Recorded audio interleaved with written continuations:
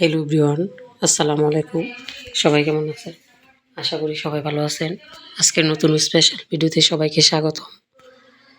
তো এদিকে দেখেন, আমি চলে আসলাম ছাদে। আর ছাদে ওঠার সময় সিঁড়ির যে দরজা ওইটা দিয়ে তাকাই দেখলাম এদিকে আমার এক ভাবির গাছে মাশাআল্লাহ অনেক আম হইছে।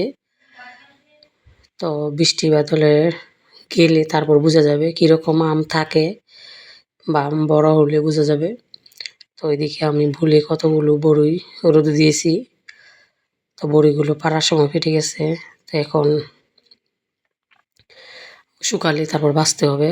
আর এদিকে দেখেন ছাদের উপর কাপড় দিয়ে কোনোভাবে রাখার কোনো ব্যবস্থা নাই, কারণ কাপড়গুলো উল্টে যেতেছে, প্রচণ্ড বাতাস। আমি একদিক দিয়ে দিতেছি, আরেক দিক দিয়ে কাপড়গুলো উল্টে যাচ্ছে। তো ফাইনালি আমার বালিশি কভারগুলো দেওয়া শেষ। আর এদিকে আমার ছাদ বাগানটা দেখালাম। প্রথমেই দেখালাম কামরাঙা মরিচের চারাটা, মাশাআল্লাহ বলবেন সবাই। আর সবাই আমার জন্য দোয়া করবেন। আর এদিকে দেখেন একটা মিষ্টি কুমড়ো হয়েছে, একটা প্রথম গাছের প্রথম কুমড়ো। আর এটার যে ফুলটা ওইটা আমার মেয়ে ছিঁড়ে ফেলছে কুমড়োর পুটকি থেকে। তো কিছু করার নাই, বাচ্চা মানুষ ছিঁড়ে ফেলেছে। আর এদিক দিয়ে চলে আসলাম ইফতারি বানাতে। তো ছোলাগুলো বানাইতেছি। আর এদিকে আমি ডালের বড়া বানিয়ে নিলাম। আর এদিক দিয়ে দুপুরবেলা বাজারে গিয়েছিলাম। তো বাজার থেকে আমি পাঙ্গাস মাছ কিনে আনলাম। তো পাঙ্গাস মাছগুলো আজকে টমেটো দিয়ে রান্না করব, টমেটো দিয়ে ভুনা করব। তো অনেক দিন পর এবার পাঙ্গাস মাছ আনা হয়েছে। তো আমার ছেলে বলতেছে যে মা পাঙ্গাস মাছ আনো। তো ওইদিকে মাছগুলো হলুদ মরিচ লবণ দিয়ে মেখে নিলাম। তো আমার এখনও ঠান্ডা ভালো হয় নাই, গলা দিয়ে কিছু কথা আসতেছে, কিছু ভাঙা ভাঙা টাইপের, আর প্রচণ্ড গলা ব্যথা। তো সবাই আমার জন্য দোয়া করবেন। আর এদিকে আমি চুলাতে কড়াই বসিয়ে দিলাম, যেহেতু ঈদ চলে আসছে। ধোয়া দায়ী মোছামুছি সব কাজই আমাকে একা করতে হয়, সাথে মেয়েও কিছু হেল্প করে। তো হেল্প করলেও মানে অতটা করতে পারে না, সে বাচ্চা মানুষ। তো এদিকে দেখেন আমি মাছগুলো ভালো করে ভেজে নিচ্ছি। তো তো এই মাছের এই পেটিটা কিন্তু ভাজতে অনেক সময় লাগে।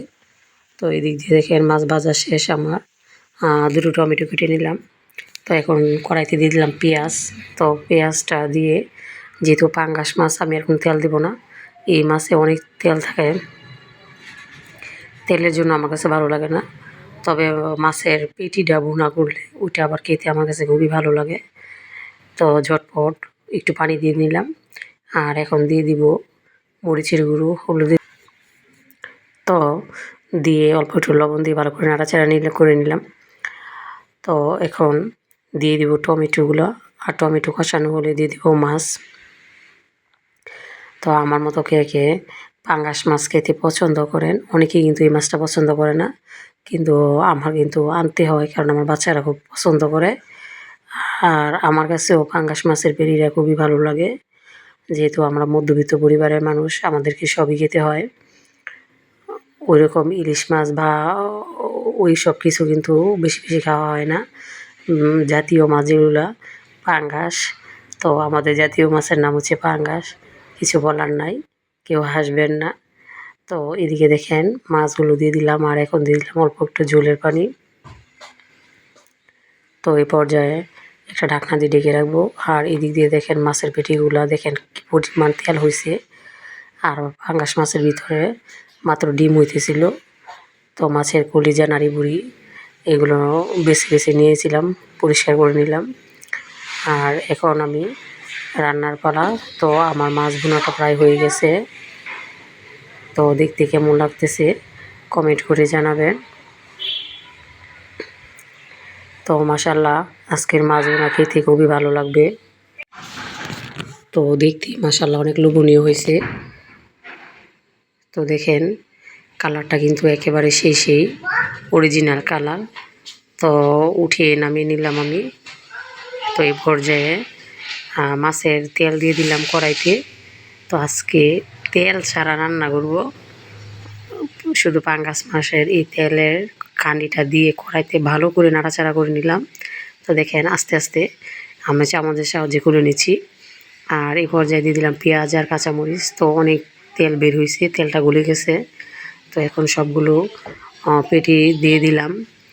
আর এই পর্যায়ে দেখেন হলুদ মরিচ দিয়ে তারপর এখন দিয়ে দিলাম ডিম। তো ডিমটা কিন্তু মাশাআল্লাহ দেখেন কালারটা কিন্তু খুবই সুন্দর। আপনাদের কাছে কেমন লাগছে জানি না, কিন্তু এখন আমি চামচের সাহায্যে এখন ডিমটা গলে নিচ্ছি। তো ডিমটা পরিপক্ক হয় নাই, আরও বড় হতো। তো কিছু বলার নাই, আফসোস করতেছি। আর এখন নাড়াচাড়া করে এখন আলু দিয়ে দিব। তো আলুটা দিয়ে ভালো করে নাড়াচাড়া করে নিলাম। এখন একটা ঢাকনা দিয়ে ঢেকে রাখবো। তো আলু দিয়ে আজকে পাঙ্গাস মাছের পেটি ভুনাটা এত ভালো লাগছে বলার বাইরে। তো আজকের ইফতারিতে ছিল আলু দিয়ে পাঙ্গাস মাছের পেটি ভুনা। তো দেখেন এখন দিয়ে দিলাম টমেটো আর দিয়ে দিলাম কাঁচামরিচ। তো ঢাকনা দিয়ে ঢেকে রাখলাম। 10 মিনিট পর চলে আসলাম। তো ফাইনালি আমার রান্নাবান্না শেষ। তো আমার ভিডিওটি যদি ভালো লাগে একটা লাইক কমেন্ট শেয়ার করে আমার ভিডিওটি ছড়িয়ে দিবেন। তো আমি যেহেতু নতুন, আমাকে সবাই সাপোর্ট করবেন আশা করি। তো আমিও আপনাদের সাপোর্ট করব। ধন্যবাদ সবাইকে। রামাদান মোবারকের শুভেচ্ছা রইল। আসসালামু